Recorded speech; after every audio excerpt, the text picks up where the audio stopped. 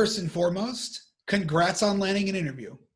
Now, if you've just learned that your big interview is going to be virtual instead of in person, it's important to know that that can feel a little bit different than it would be if you're meeting somebody face to face.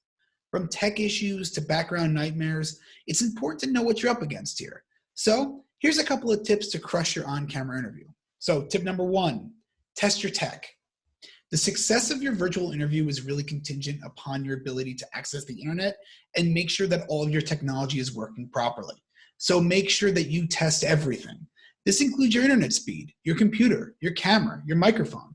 If your tech is reliable, that really sends the message that you're reliable too. Nothing throws off a virtual meeting more than a technical difficulty. And now it's totally understandable that things are going to happen that are outside of your control. Your internet could cut out, Zoom or Skype could crash. It happens, it's okay. But it's best to get ahead of these issues as much as possible. Number two, dress to impress. We all know that when you're home, you're going to be a little more comfortable, a little more laid back. Nothing wrong with that. But it's going to be tempting to dress a little more casually for this interview than you would for an in-person interview. So my advice is to dress the same way for both. Now keep in mind that what matters most is what's on camera. So if you want to wear a pair of shorts or sweatpants or pajamas, that's fine. Just make sure that your interviewer doesn't see it. Your goal is to make a good first impression here. And since you can't shake their hands, you can at least look sharp. Tip number three, have your elevator pitch memorized and be concise in your answers. Oftentimes your virtual interview is being conducted by a manager or somebody in a leadership position, and they're likely pretty busy. So have your thoughts all in order, your resume experience memorized, and a few questions that you'd like to ask them at the top of your mind. Now, being concise and mindful of your interviewer's schedule is going to show that you're attentive and prepared.